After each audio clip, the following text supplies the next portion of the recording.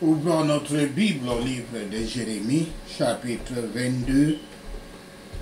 Jérémie 22, jugement contre les méchants rois. Jugement contre les méchants rois. Ce chapitre raconte l'histoire de 4 rois. Nous allons les appeler sans le changement de yé par les jeux.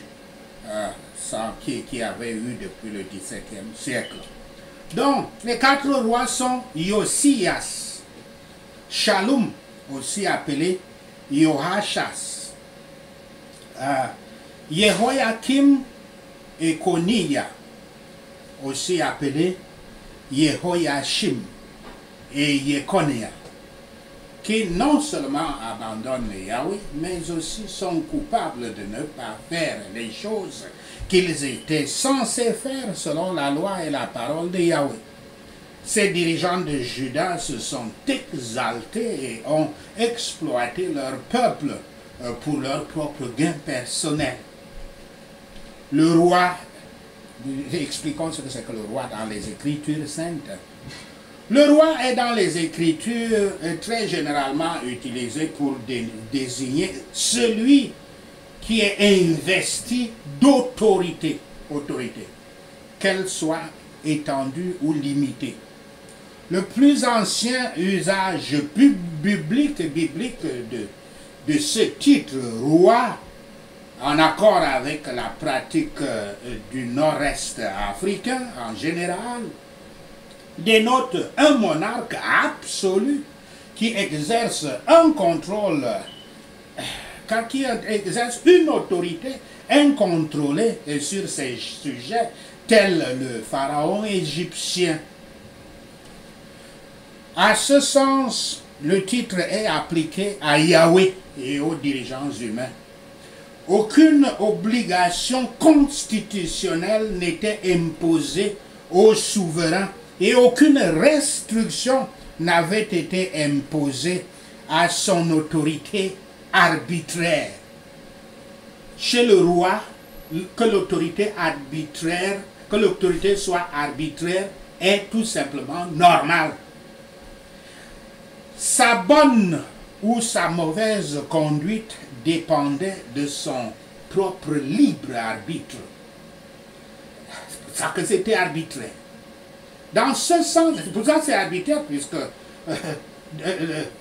nous avons toujours des rois de nos jours. Dans ce sens, les présidents à vie africains et tous les autres dictateurs sont des rois de fait. Le titre roi était aussi appliqué aux rois dépendants. Dans le Nouveau Testament, il est utilisé même pour le leader d'une province, comme la Galilée, où était né le Christ. Pour le distinguer des rois plus petits et dépendants, le roi d'Assyrie se fit d'ailleurs appeler roi des rois. Bon, les symboles de la dignité royale, quels sont-ils? J'ai énuméré quelques trois. Ce sont les marques de la dignité royale, outre que les belles robes desquelles le roi était souvent vêtu. Et ces marques étaient le diadème, en hébreu, Nézer, et la couronne en hébreu, Atara. La coiffe aussi sur la tête. Deuxièmement, le sceptre, le sceptre en hébreu, Shebet. À l'origine, c'était un long bâton droit, le signe primitif de la domination et de l'autorité, comme dans Genèse 49, verset 10. Saul avait par exemple une lance en termes de sceptre. Le trône en hébreu, Kissé, le symbole de la majesté. Les rois d'Israël avaient aussi un palais, un harem royal de femmes et de concubines et une garde du corps, c'est-à-dire une unité pour les garder. En ce qui concerne l'entretien et l'établissement du royaume, il y avait d'abord le revenu. Selon la coutume des temps, les cadeaux étaient attendus des sujets, des étrangers aussi. Et ceux-ci avaient souvent, ces cadeaux avaient souvent pris la forme d'un tribut annuel. Et puis, pendant les temps de guerre, le roi revendiquait sa part de butin. Diverses autres formes d'impôts étaient en vogue, comme une partie du produit de la terre, le travail, le produit de la terre, tout comme aussi le produit du bétail, le travail forcé des Cananéens et même des Israélites aussi était payé comme un impôt. La première croissance des pâturages, comme je l'ai dit, le produit des troupeaux, le péage collecté auprès des caravanes qui passaient par le territoire, payaient un impôt. Les nations soumises devaient aussi payer un lourd tribut qui dépendait de la décision du roi vainqueur. Le domaine royal comprenait souvent de vastes possessions, notamment des possessions immobilières, des possessions terriennes. Il y avait 31 rois en Canaan, comme nous le voyons dans le livre de Josué, des 31 rois que Josué avait subjugués. Adoni-Bézek soumit par exemple 70 rois. Dans le Nouveau Testament, l'empereur romain est considéré comme un roi. Et Hérode Antipas, comme je disais, le roi de la Galilée, qui n'était qu'un tétrarque, était aussi appelé roi. Ce titre de roi est appliqué à Yahweh Dieu, comme je l'ai dit, et à Christ le Fils. Le peuple de Dieu est aussi appelé les rois. Le royaume du Christ. La mort est quelque part appelée roi des terreurs dans Job 18, verset 14. Donc Yahweh était le seul roi de la nation juive. Mais il y avait eu un moment dans l'histoire de ce peuple où un roi fut demandé. C'était à l'époque des juges. Ils avaient demandé un roi afin qu'il puisse être comme les autres nations, comme cela est dit dans 1 Samuel 8, verset 5. Le prophète Samuel protesta contre eux, mais le peuple cria non. Mais nous aurons un roi au-dessus de nous. L'inconduite des fils de Samuel comme juge était la cause première de cette demande. Donc les rois hébreux ne gouvernaient pas de leur propre chef, ni au nom du peuple qui les avait choisis, mais en partie en tant que serviteurs. C'est pour ça que Dieu les appelle depuis le temps de Moïse bergers. En tant que serviteurs et en partie en tant que représentants de Yahweh, le vrai roi d'Israël. Les limites de la puissance du roi avaient été prescrites. Les fonctionnaires de sa cour étaient l'enregistreur ou archiviste, le scribe, ceux qui écrivaient, y compris les livres saints dont nous avons hérité aujourd'hui et qui se trouvent, dont certains se trouvent dans la Bible. L'officier de la maison royale, ou aussi appelé l'intendant principal, l'ami du roi, qui était un compagnon de confiance, le gardien de la garde-robe, comme son nom l'indique, il s'occupait des habits du roi, le capitaine des gardes de corps, l'unité de garde de corps, leur capitaine, les officiers des trésors du roi, percepteurs d'impôts et tous les autres, le commandant en chef de l'armée et le conseiller le conseiller royal, le conseiller du roi. Jérémie 22, verset 1 à 9, la justice est recommandée et la destruction menacée en cas de désobéissance. Verset 1 à 3. Yahweh envoie Jérémie directement au palais du roi pour donner des directives claires aux dirigeants de la nation. Les directives sont: dispensez la justice et la droiture et prenez soin des personnes faibles et impuissantes. Verset 4 à 5. La conduite du roi est décisive pour la richesse ou pour le malheur de tout le système social. S'il agit selon les commandements de Yahweh, alors son pouvoir royal sera garanti. S'il ne le fait pas, la maison ou la dynastie de David sera terminée. Versets 6 à 7. Yahweh met en contraste deux images pour expliquer les conséquences de soit suivre ses instructions, soit choisir de leur désobéir. Le royaume sera riche et fertile si les dirigeants obéissent, ou il sera comme un désert s'ils ne le font pas. Versets 8 à 9. Ce qui arrivera à Juda dépend de ce que les dirigeants auront choisi de faire. Mais la maison royale abandonne l'alliance de Yahweh.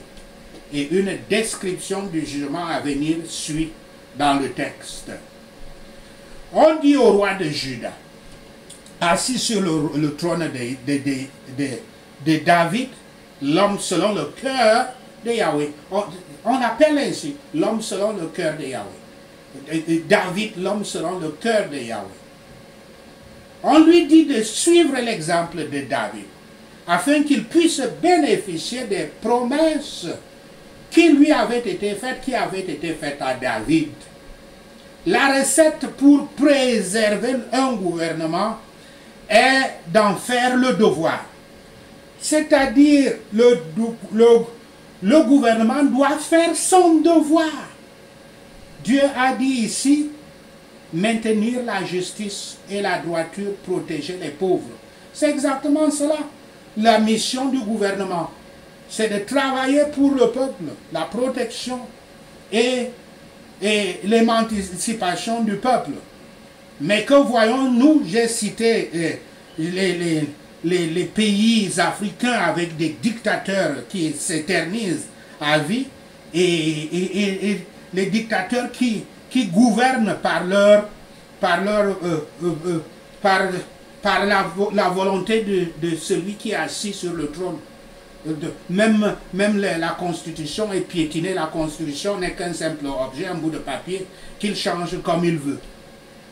Et dans ces pays-là, l'État n'existe pas.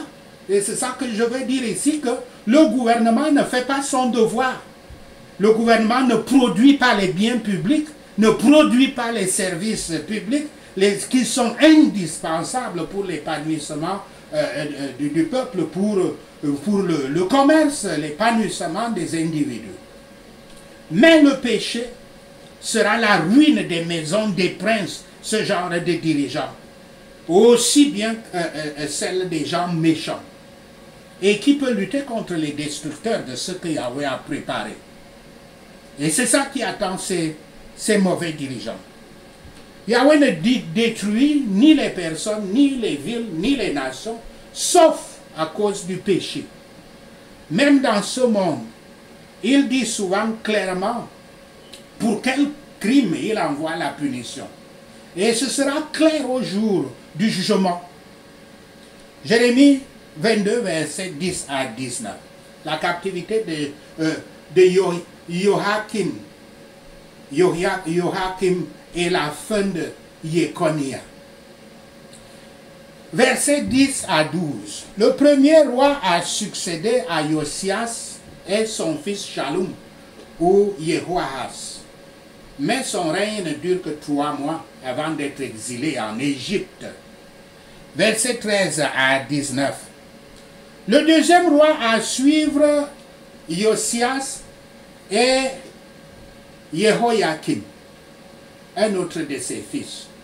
Jehoiakim se bat contre Babylone et entre dans une dangereuse exploitation politique qui invite la colère de toute cette nation. Verset 14. Jehoiakim utilise les gens et exploite les pauvres pour s'entourer de confort et de luxe, comme nous le voyons dans presque toutes les dictatures. Versets 15 à 16. Jérémie oppose Jehoiakim à Josias son père, qui était un homme juste et droit, un saint homme. Versets 18 à 19. Après sa mort, Jehoiakim sera traité comme un âne à cause de son péché. Il n'aura pas d'enterrement, il n'aura pas de lamentation pour lui. Verset. Voici donc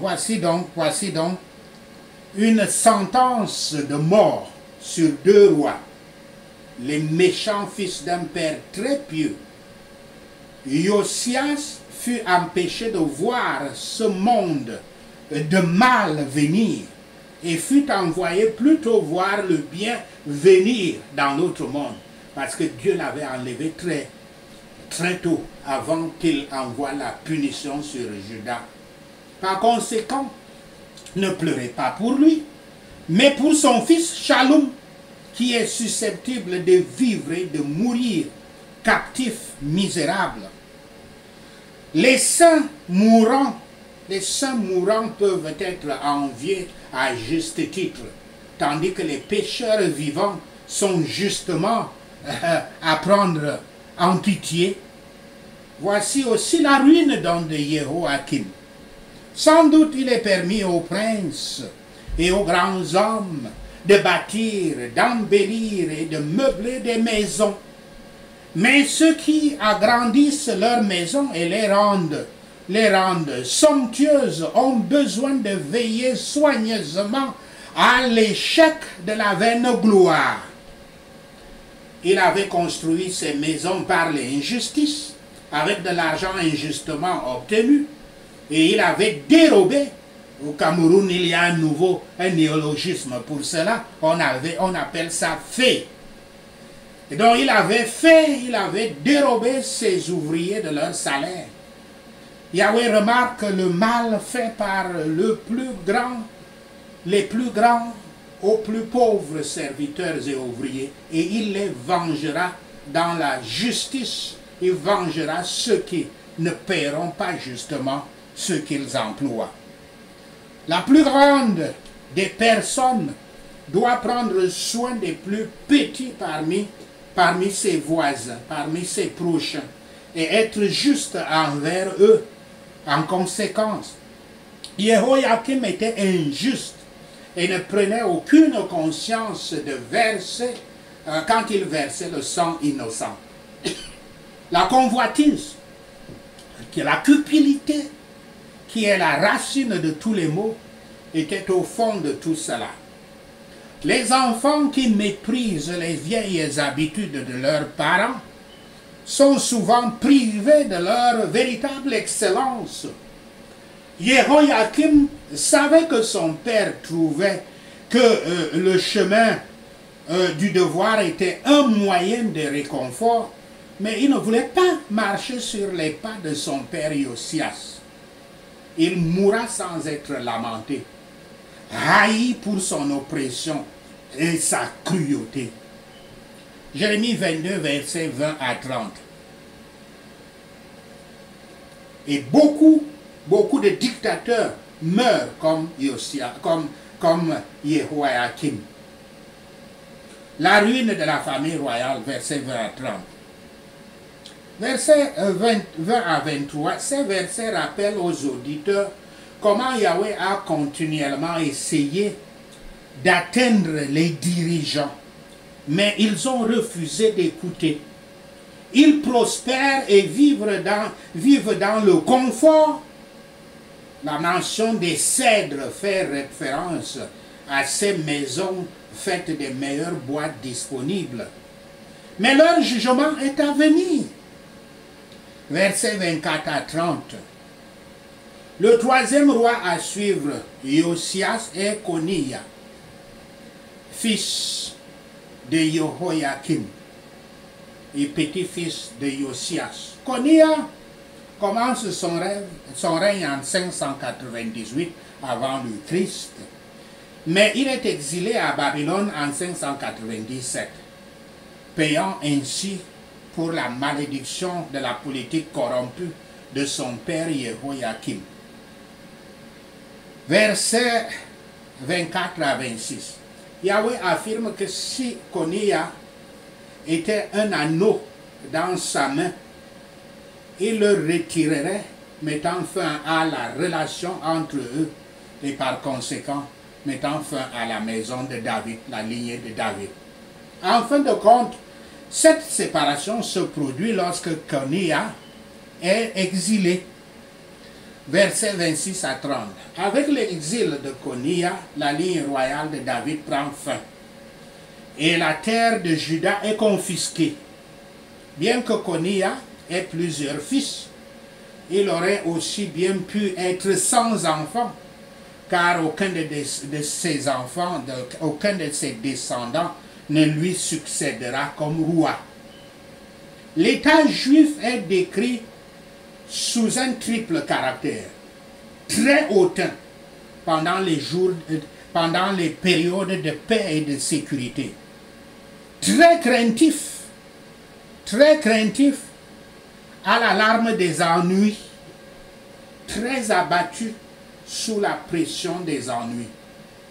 Beaucoup n'ont jamais honte de leurs péchés jusqu'à ce qu'ils soient amenés par ces péchés jusqu'à leur extrémité.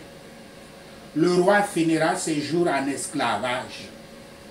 Ceux qui se considèrent comme des signes sur la main droite, comme des bagues sur la main droite de Yahweh, ne doivent pas être en sécurité, mais craindre au cas où ils devraient être arrachés du doigt royal.